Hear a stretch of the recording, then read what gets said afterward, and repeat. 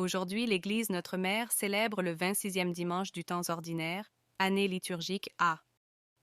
Première lecture. Si le méchant se détourne de sa méchanceté, il sauvera sa vie. Lecture du livre du prophète Ézéchiel. Ainsi parle le Seigneur. Vous dites, la conduite du Seigneur n'est pas la bonne. Écoutez donc, fils d'Israël, est-ce ma conduite qui n'est pas la bonne? N'est-ce pas plutôt la vôtre? Si le juste se détourne de sa justice, commet le mal et meurt dans cet état, c'est à cause de son mal qu'il mourra. Si le méchant se détourne de sa méchanceté pour pratiquer le droit et la justice, il sauvera sa vie. Il a ouvert les yeux et s'est détourné de ses crimes. C'est certain, il vivra, il ne mourra pas. Parole du Seigneur. Psaume. Rappelle-toi, Seigneur, ta tendresse. Seigneur, enseigne-moi tes voies, fais-moi connaître ta route. Dirige-moi par ta vérité, enseigne-moi, car tu es le Dieu qui me sauve. Rappelle-toi, Seigneur, ta tendresse, ton amour qui est de toujours. Oublie les révoltes, les péchés de ma jeunesse. Dans ton amour, ne m'oublie pas. Il est droit, il est bon, le Seigneur, lui qui montre aux pécheurs le chemin. Sa justice dirige les humbles, il enseigne aux humbles son chemin. Deuxième lecture. Ayez en vous les dispositions qui sont dans le Christ Jésus. Lecture de la lettre de saint Paul, apôtre aux Philippiens frères.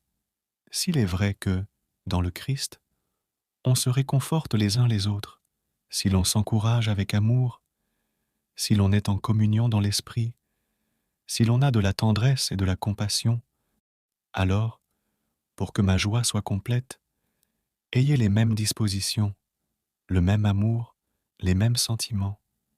Recherchez l'unité. Ne soyez jamais intrigants ni vaniteux, mais ayez assez d'humilité pour estimer les autres supérieurs à vous-même. Que chacun de vous ne soit pas préoccupé de ses propres intérêts. Pensez aussi à ceux des autres. Ayez en vous les dispositions qui sont dans le Christ Jésus. Ayant la condition de Dieu, il ne retint pas jalousement le rang qui l'égalait à Dieu. Mais il s'est anéanti, prenant la condition de serviteur, devenant semblable aux hommes. Reconnu homme à son aspect, il s'est abaissé, devenant obéissant jusqu'à la mort, et la mort de la croix. C'est pourquoi Dieu l'a exalté. Il l'a doté du nom qui est au-dessus de tout nom, afin qu'au nom de Jésus, tout genou fléchisse au ciel, sur terre et aux enfers, et que toute langue proclame « Jésus-Christ est Seigneur, à la gloire de Dieu le Père ». Parole du Seigneur. Évangile.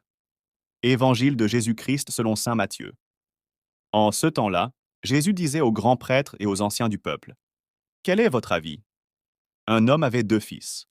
Il vint trouver le premier et lui dit, « Mon enfant, va travailler aujourd'hui à la vigne. » Celui-ci répondit, « Je ne veux pas. » Mais ensuite, s'étant repenti, il y alla. Puis le père alla trouver le second et lui parla de la même manière. Celui-ci répondit, « Oui, Seigneur. » Et il n'y alla pas. Lequel des 2 a fait la volonté du Père? Ils lui répondent, « Le premier. » Jésus leur dit, « Amen, je vous le déclare. Les publicains et les prostituées vous précèdent dans le royaume de Dieu. Car Jean le Baptiste est venu à vous sur le chemin de la justice, et vous n'avez pas cru à sa parole. Mais les publicains et les prostituées y ont cru. Tandis que vous, après avoir vu cela, vous ne vous êtes même pas repentis plus tard pour croire à sa parole. » Acclamons la parole de Dieu. Frères et sœurs, les lectures d'Idi de ce jour nous invitent à réfléchir sur la grâce du repentir. Dans la première lecture, le prophète Ézéchiel nous rappelle que Dieu est prêt à pardonner à ceux qui se repentent de leurs péchés. Même le méchant, s'il se détourne de sa méchanceté, peut sauver sa vie. Dans la deuxième lecture, saint Paul nous exhorte à avoir les mêmes dispositions que le Christ Jésus, qui s'est abaissé jusqu'à la mort sur la croix. Le Christ nous a montré que le repentir est possible, même pour les plus grands pécheurs. Et dans l'Évangile, Jésus nous raconte la parabole des 2 fils. Le premier fils, qui refuse d'abord d'obéir à son père, finit par se repentir et va travailler à la vigne. Le second fils, qui promet d'obéir, ne le fait pas. Jésus nous dit que le premier fils a fait la volonté du Père.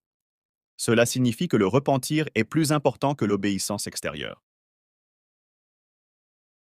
Que nous enseignent ces lectures?